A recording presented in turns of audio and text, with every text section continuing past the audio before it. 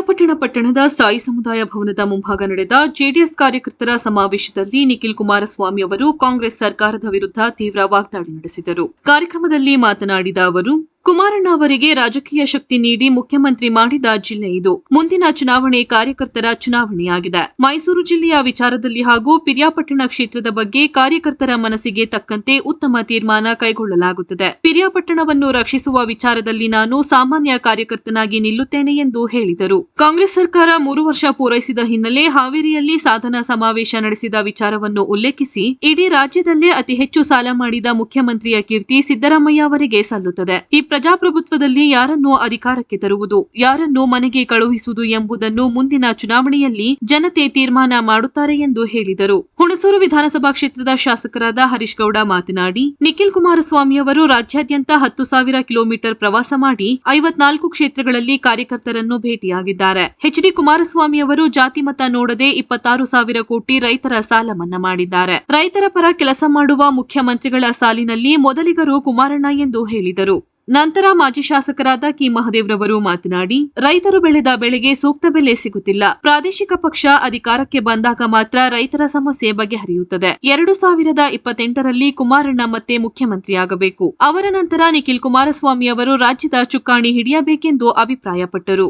ಕಾರ್ಯಕ್ರಮದಲ್ಲಿ ಮಾಜಿ ಸಚಿವರಾದ ಸಾರಾ ಮಹೇಶ್, ಮಾಜಿ ಮೈಮೂಲ್ ಅಧ್ಯಕ್ಷರಾದ ಪಿಎಂ ಪ್ರಸನ್ನ, ಮೈಸೂರು ಜಿಲ್ಲಾ ಘಟಕದ ಅಧ್ಯಕ್ಷರಾದ ಅಶ್ವಿನ್ ಕುಮಾರ್, ವಿಧಾನ ಪರಿಷತ್ ಸದಸ್ಯರಾದ ಮಂಜೇಗೌಡ, ವಿವೇಕಾನಂದ, ಮಾಜಿ ಮೇಯರ್ ರವಿಕುಮಾರ್, ಎಚ್.ಡಿ. ಮಂಜು, ಜೆಡಿಎಸ್ ಪಕ್ಷದ ತಾಲೂಕು ಅಧ್ಯಕ್ಷರಾದ ಅಣ್ಣಯ್ಯ ಶೆಟ್ಟಿ, ಮುಖಂಡರಾದ ಗಗನ್, ಐಲಾಪುರ ರಾಮು, ಮಾಜಿ ಎಂಡಿಸಿಸಿ ಬ್ಯಾಂಕ್ ನಿರ್ದೇಶಕರಾದ ರವಿ, ಜೆಡಿಎಸ್ ಕಾನೂನು ಘಟಕದ ಅಧ್ಯಕ್ಷ ನಾಗರಾಜು, ರಾಮಚಂದ್ರ ಸೇರಿದಂತೆ ಜೆಡಿಎಸ್ ಮುಖಂಡರು ಮತ್ತು ಕಾರ್ಯಕರ್ತರು ಹೆಚ್ಚಿನ ಸಂಖ್ಯೆಯಲ್ಲಿ ಉಪಸ್ಥಿತರಿದ್ದರು. ಸರ್ಕಾರದ ದುಡ್ಡಲ್ಲಿ, ಜನಗಳು ತೆರಿಗೆ ಮೂಲಕ ಕಟ್ಟತಕ್ಕಂಥ ದುಡ್ಡಲ್ಲಿ ಸಾಧನಾ ಸಮಾವೇಶ ಅಂತ ಮಾಡ್ತಾರೆ.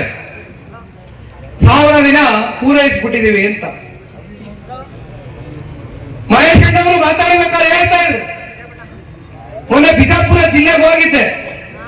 ಅಲ್ಲಿ ಪತ್ರಿಕಾ ಮಾಧ್ಯಮದ ಸ್ನೇಹಿತರಿಗೆ ಕುರಿತು ಮಾತಾಡಬೇಕಾದ್ರೆ ಒಂದು ಮಾತು ಹೇಳಿದೆ. ಇವತ್ತು 55ನೇ ಕ್ಷೇತ್ರ ಪಿರಿಯಾಪಟ್ಟಣಕ್ಕೆ ಬಂದು ಕಾಲಿಟ್ಟಿದ್ದಾರೆ. ಇವತ್ತು 55ನೇ ಕ್ಷೇತ್ರ. ಕುಮಾರಣ್ಣವರು ಇಡೀ ದೇಶದಲ್ಲಿ ಏನಾದ್ರೂ ಒಂದು ಬದಲಾವಣೆಯನ್ನ ತರಬೇಕು. ಅವರು ಕೊಟ್ಟಿರ್ತಕ್ಕಂಥ 2 ದೊಡ್ಡ ಖಾತೆಗಳು, ಉಕ್ಕು ಮತ್ತೆ ಬೃಹತ್ ಕೈಗಾರಿಕಾ ಖಾತೆಗಳು. ಸ್ವಾಮಿಯವರು ಏನು ದೇವೇಗೌಡರ ಮೊಮ್ಮಗ, ಕುಮಾರಸ್ವಾಮಿಯವರ ಮಗ. ಆ 3ನೇ ತಲೆಮಾರಿನ ಯುವಕರು ಈ ಪಕ್ಷದ ಜವಾಬ್ದಾರಿಯನ್ನ ನಿರ್ವಹಿಸುವುದರ ಜೊತೆಗೆ ತಂದೆಗೆ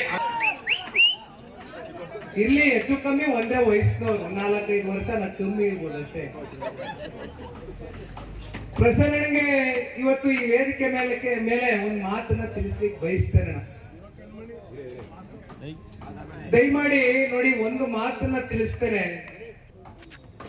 ಆ ತಂದೆ ಮಗನ ಬಾಂಧವ್ಯ ಯಾರು ಕೂಡ ಕಿತ್ಕೊಳ್ಳಿಕ್ ಆಗೋದಿಲ್ಲ. ಅಂತ ನಂಟರು, ಅಂತ ಸಂಬಂಧ. ಅವ್ರಿಬ್ರು ಬಾಯಲ್ಲೂ ಒಂದೇ ಮಾತು ಬಂದಿರೋದು, ಕಾರ್ಯಕರ್ತರ ನೋವನ್ನ ನಾವು ಕಣ್ಣಾರೆ ನೋಡಕ್ಕಾಗ್ತಾ ಇಲ್ಲ. ಕಾರ್ಯಕರ್ತರನ್ನ ರಕ್ಷಣೆ ಮಾಡಬೇಕು, ಅದನ್ನ ಉಳಿಸ್ಕೊಳ್ಬೇಕು, ಯಾರಾದ್ರೂ ಮಾಡಿ. ಅದಕ್ಕೆ ಇಬ್ರು ಕೂಡ ಜೊತೆನಲ್ಲಿ ನಿಂತು ಈ ಕ್ಷೇತ್ರದ ಕಾರ್ಯಕರ್ತರನ್ನ ಉಳಿಸ್ತಕ್ಕಂಥದ್ದು ಒಂದು, ಜೊತೆಯಲ್ಲಿ 28ಕ್ಕೆ ಜನತಾ ಸರ್ಕಾರ, ಈ ರಾಜ್ಯದಲ್ಲಿ ಎನ್ಡಿಎ ಮಿತ್ರಕೂಟದ ಸರ್ಕಾರ ರಚನೆ ಆದಂತ ದಿನ 5 ವರ್ಷ ಏನು ಈ ಕ್ಷೇತ್ರದಲ್ಲಿ ಅಭಿವೃದ್ಧಿ ಅಂತಕ್ಕಂಥದ್ದು ಹಿಂದಿನಿಂದಲೂ ಕೂಡ ಕುಸಿದೋಗಿದೆ. ಅದಕ್ಕೆ ಒಂದು ಮರುಜೀವ ಕೊಡ್ತಕ್ಕಂಥ ಕೆಲಸ ನಮ್ಮ ಕಾರ್ಯಕರ್ತರ ಮೂಲಕ ಇಬ್ರು ನಾಯಕರುಗಳು ಮಾಡ್ತಾರೆ ಅಂತಕ್ಕಂಥದ್ದು ನಾನು ಬಹಳ ಗಟ್ಟಿಯಾಗಿ ಅನ್ಕೊಂಡಿದ್ದೇನೆ.